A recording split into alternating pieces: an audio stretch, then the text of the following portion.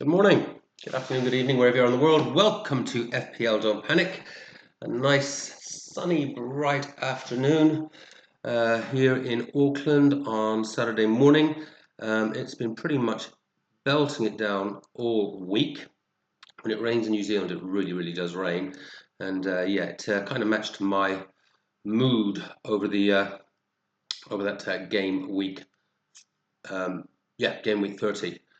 Dark and foreboding. Got away with it. What do we do today? We're going to do, because I forgot I hadn't done it, the 5 game week review. I tend to do a game week review of my season every 5 game weeks. We'll keep it brief, not much to say really. And then we'll move on to the prestigious Bishop Brennan Cup. I wonder who will be the winner this week. I noticed a couple of the lads been in the chat getting very self-congratulatory about it. We'll see who wins. You must obviously be in a car making your way here right now, whoever you are. Close race this week. Good scores in a game of low scoring. Right, where will I start with this? We'll keep it brief. Usual graphs there, as you can see there on the bottom. Big dip beginning of the season, failed chip strategy, cost me points, got my shit together from game week 9, ticking along nicely, comfortably hitting 70 points averages since game week 9, but obviously that dip at the beginning of the season for the mistakes has cost me. Adopted from game week 20. I say adopted, the strategy that I should have been following and had set out at the beginning of the season, take no hits, largely followed that since game week 20, hitting well over the 70 point average, pretty much sort of a 72, 73. The last 5 game weeks, getting so close to that top 100k, which is the overall objective. So close. And then I self-sabotage right in the last game week 30, take 2 totally unnecessary hits at 3 a.m. in the morning when I heard injury news and really should have just played my bench. Cost me 8 points for the hit and cost me the points that would have come off my bench. And I'm about 15-16 points outside the top 100k. And that overall, that's roughly what those 2 hits cost me in the overall context of it. Take no hits, guys. One day I will bloody learn, and I nearly had learned. I came so close. Lessons for next year. I mean, to be honest with you, I'm actually really happy when I actually do look at this in the cold light of day. Will I make the top 100k? It's going to be a real struggle. It's going to be a real struggle. But the simple fact is, if I just correct the easily correctable mistakes, and which has been a really challenging season. I mean, I haven't been playing this game that long, and the more I sort of talk to people and see the chats and things going on, the various things, this is a very challenging. Apparently, there's been no season like it in terms of the way it's gone. And I can certainly see that with the Mo Salah thing. Everyone been on Salah and captioning him. That's one of the reasons the averages are so high this year. Is to say you've got your leaders average is up there at 74 points at the moment. That would comfortably have, sometimes, as I say, sometimes an actual average of 70, 71, 72 will win you the thing. And that average of 74 would nearly always win you the thing.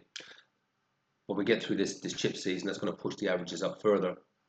I think to maybe 75, 76, the winner will be on, could be more. At the moment, it is Mrs. Wilson or something, some 70-year-old lady. She only scored 50 points this week, but she just put out a decent team, playing in some work league or something, and just put out a team and just does a transfer every day or two, or every week or two, and sitting there pretty at number 1 in the world. Take no hits, just play steady Eddie and don't panic. Don't panic. Yeah, right. What else to say about the season so far? Listen, I'm actually happy with how it's going. I know I act like I'm whinging. That's just what I do. Learn the lessons. This isn't actually going that badly, really, when you consider the mistakes. So we'll certainly take that forward to next year, and I think we'll see how that goes. I'm sure I'll make new mistakes next year. So I guess the question is what to do. What's the strategy for the next 5 game weeks? And I think it's more of a 3 game week strategy, and then get to get to 74 and 74, 75, 76, yeah, and then just try out play out the season and get back on the no hits, get back on the and just see if by some miracle I can get closer, or if not inside that top 100k. It's unlikely. Let's be real. It's unlikely. Once those free hitters and the wild carders, a few more triple captainers out there, still some assistant managers out there, I'm going to get run down big time. Let's see what we can do though. Let's see what we can do. Overall, I'm actually okay. I'm actually okay with it. Yeah, just got to try and survive as best I can over the next three, and try and play out a blank 34, and then we'll see where we end up from there when the beach football kicks in, and maybe I can throw a few Hail Marys and see what happens. Team for this week, game week 31. I did make the transfer, brought in Murphy from Kunku. After the video yesterday, I did think long and hard about just rolling, but for any of you that are sort of looking obviously at this game week, I had a look back on Isaac and Murphy, a couple of flat track bullies. They love it against the small fry, against the relegation fodder. So I think, yeah, made sense to bring Murphy in. I think I could be living with regret. So I think it's a sensible transfer, and it also means I can put a couple of City boys on the bench there. I think I've decided to hold on to Foden despite that being a mistake. I don't want to compound that error by then costing me a transfer. I think I have to take the punt with Foden now that I've done it for the double game week 33. So we'll hang on to him for now. But team by and large looks good. Got the captain's armband on Isaac. The one thing I can say definitively, I will not be captaining Salah. I will be going for a differential. It isn't actually that big a differential, really. Again, looking at some of the surveys, although you have to understand we are in our FPL bubble.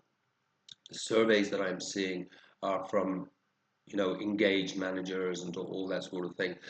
It's looking like it's going to be running about 50-50 between Salah and Isaac. But that's within the FPL community, not that sort of wider community. Mrs. Wilson will probably throw it on someone else. Who the hell knows? The risk factor, listening to the pressers, obviously there is a little bit of nervousness about putting it on Isaac. I'm still not set on that, by the way. All I can say is I know I am not going to be putting it on Salah. The risks with putting it on Isaac, he's obviously yellow flagged. Again, it sounds as though he will be okay. Now, if he doesn't play, then obviously make sure you got your vice captain right. I'm going to be on either Marmoush or Mateta with my vice captain. But I think Isaac will play. But I think if there's any doubts, I think they will play. I don't think he will come on if he doesn't start. So don't quote me on that. I'd be more worried about if he starts and is brought off after 60 if he started to feel tight, or if he starts and I don't think they'll risk him. He's too important to that team, and I think Wilson's fit now again. I think the bigger risk, I think, in captaining him would be if he starts, they go 2 or 3 goals up, and they take him off after 60. Newcastle will be fighting for those Champions League places. I know that's going to be looking at the tightness of that Champions League race. I think that's where a lot of my transfers as we roll out will be focused around. Your Newcastles and your Forests, etc. Teams that are obviously got something big to play for. And it looks like he'll probably go into the wire for some of those Champions League places, even Arsenal, so. And Saka, I certainly have got a plan to bring Saka in over the next few weeks. So starting out, obviously, with bringing in Murphy for this plum fixture. As I say, I've seen a few of these Newcastle games against Southamptons and Leicester's. Brilliant understanding between Murphy and Isaac. And Isaac usually does bag 1, 2, and sometimes 3. I'm going to put it on Isaac, I think. But just in case, have my vice captain on. I think Mateta, I'm still humming and hawing about this. Some good differential choices there. I don't think no one will be on Mateta. And he looked sharp. I thought he looked good. He could have easily had 2 or 3 goals in that last game. Going with Isak, I think. But just understanding there is a little risk factor involved there. But it's how big is that risk? I think if he starts, I think he's good. But you might only get the 60 plus minutes. But that could be enough for a rampant Newcastle. If he doesn't start, I don't think he'll come on at all. That would be the worst thing, of course, if you've got your captain's armband on him. If he didn't start and they brought him on with 10 minutes to go. Can't see that happening. I've got to take a few chances, and I guess it's dependent on how big your appetite is for risk versus potentially very, very big reward. And Salah's not been pulling up any trees. His expected goals, if you take penalties out, is 21st amongst midfielders over the last few game weeks. He has really dropped off. Really, really dropped off a lot. So yeah, just something to think about there. But it is Salah, and all he needs is a penalty and toe something to Jabazlai in the box. He pokes it home. He's on a goal and assist. So it's Salah. We always have to remember that in any game he can ball. Okay.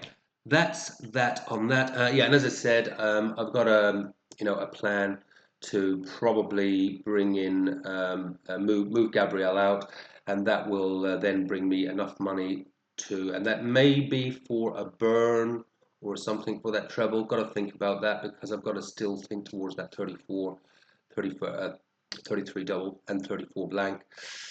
But bringing in someone like Burn. What's the other lad? I think it'll be Burn. I just fancy. I was tempted to take a hit again to bring Burn in. I really fancy he could get his head on something. Especially if Trippier's playing with those Trippier corners in this one. But no hits. Take no hits. But it might be a Burn or someone comes in for Gabriel or Timber, and then it'll be then for 33.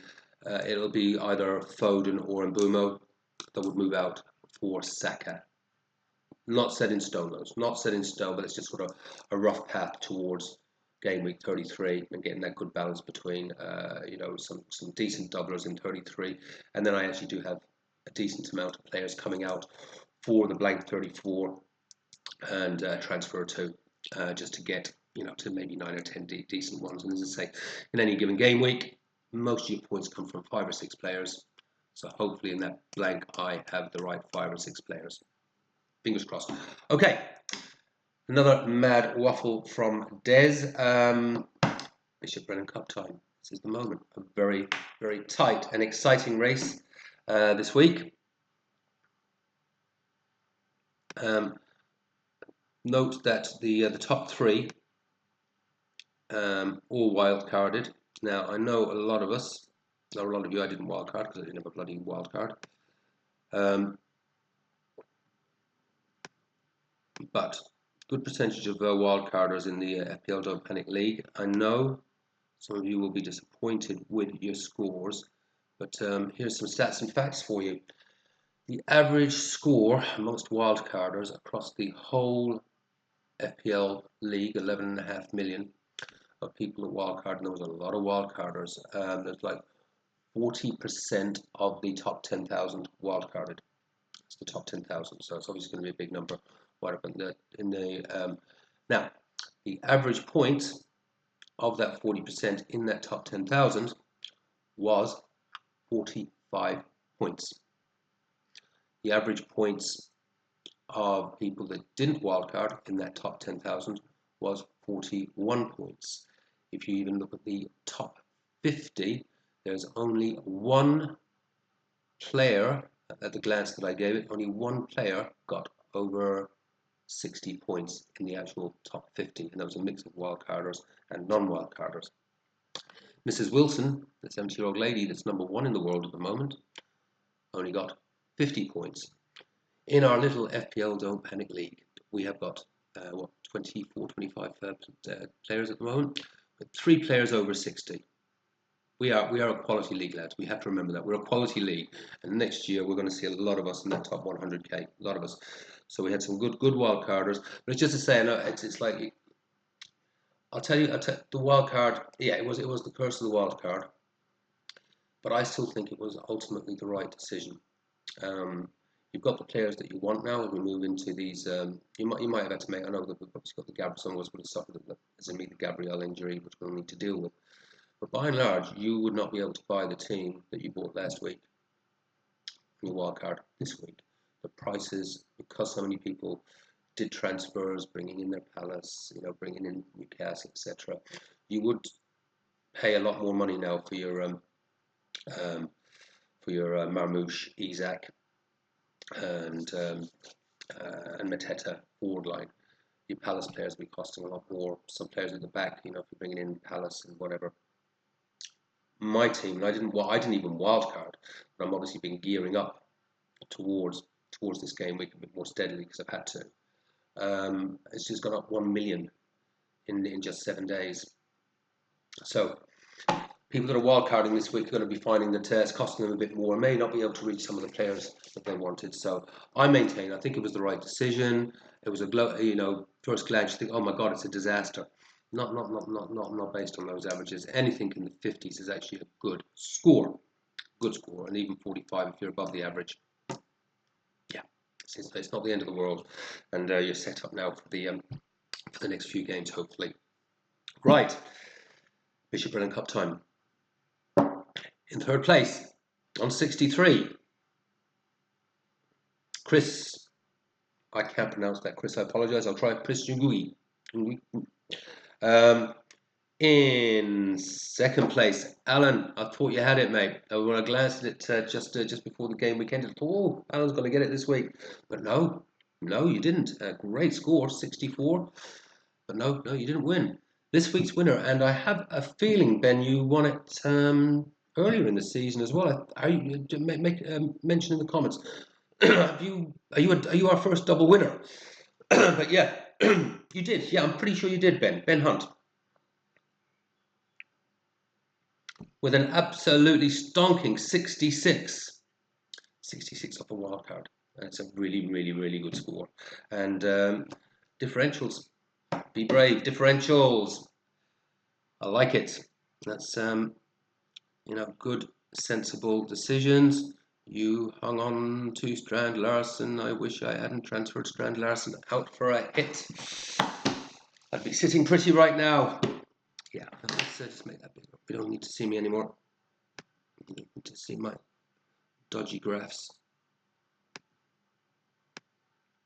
Right. Let's have a look at this. Good score, mate. 66. And what's the average score in the game is like about 40 something this week. Yeah, 44. 44. Good score. 323,000 in the world. Yeah, fantastic score, mate. Let's just. That's the front of my eyes, I swear to God.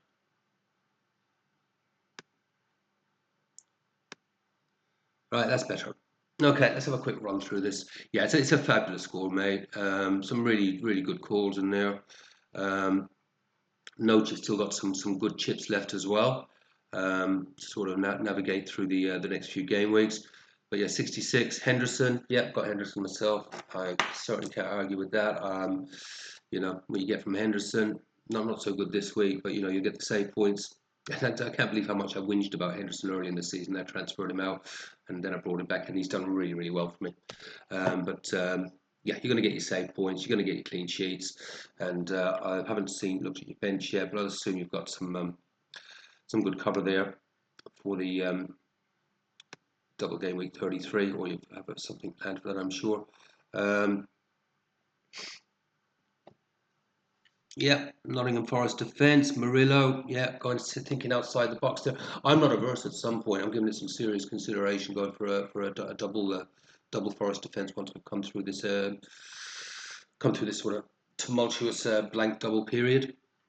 Not averse to a double up on the Nottingham Forest defence, and Murillo is actually one that I think could be a really good call on. So I see you've got him there. Canate, yeah, very good.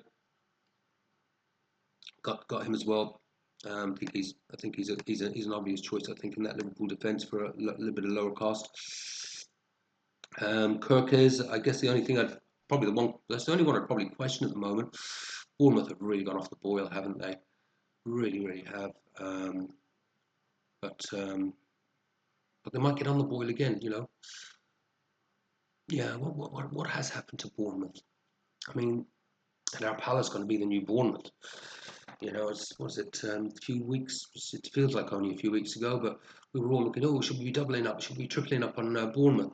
And then we all did. And then they just stopped scoring goals, and we all bought Clivert, and he's not.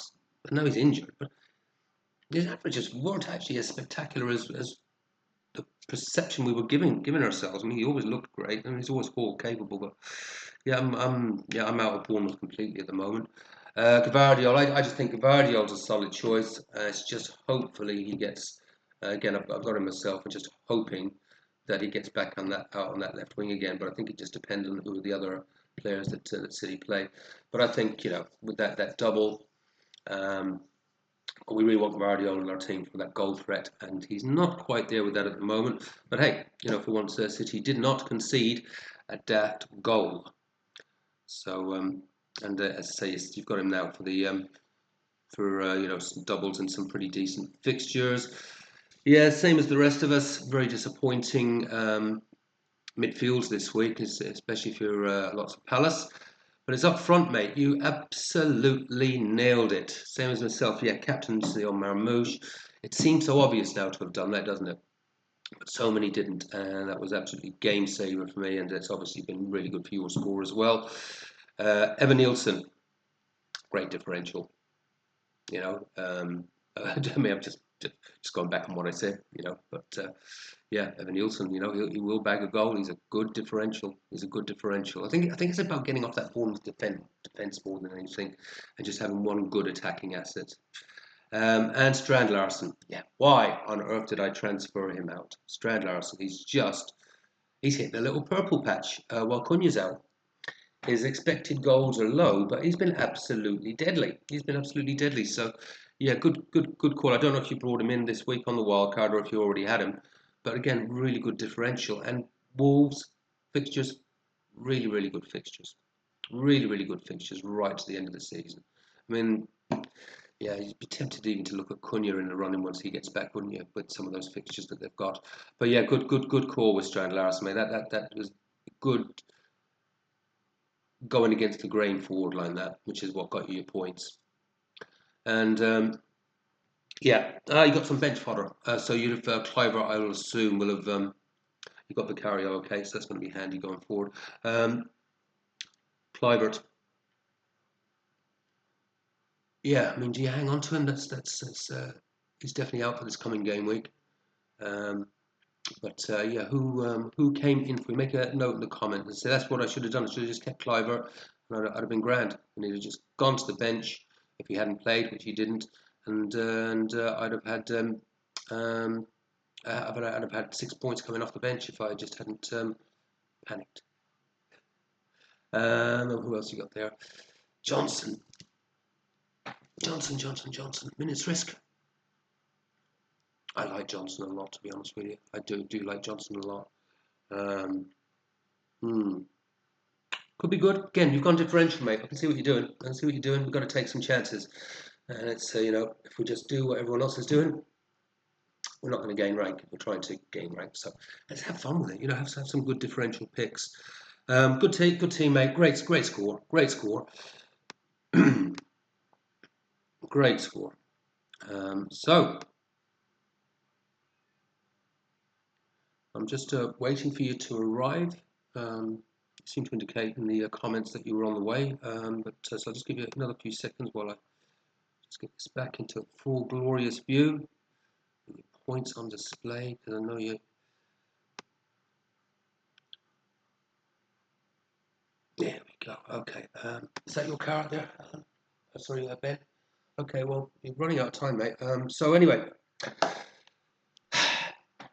this week's very, very worthy Bishop Brennan Cup winner is Ben Hunt with an absolutely stonking and absolutely fabulous. I'm trying to draw this. I'm giving you every chance, Ben. I'm giving you every chance. And absolutely wonderful and absolutely fantastic. I mean, it's in a game week of ifs, whats, muts, maybes. Do I make transfers? Do I wildcard? Do I not? You were brave. You went there with differentials. Yeah, mate, I gave you a chance. This week's Bishop Brown Cup winner is Ben. Unfortunately, Ben can't make it to New Zealand to pick up his prize. So for the 14th week in a row, I'm the winner. I love it. Oh, the glory, the glory. Ben, well done, mate. Great score. Well done. Hope to the rest of the season. Could you be? You got to come in with a triple win. The Bishop Brown Cup first 3-time winner before the end of the season. Alan's trying to hunt you down. Sounds like Alan's going to be going for differentials. It's a prestigious cup, guys. It's a prestigious cup. Earn it. Take care. Have fun. Play your own game. Don't panic. Good luck in Game Week 31.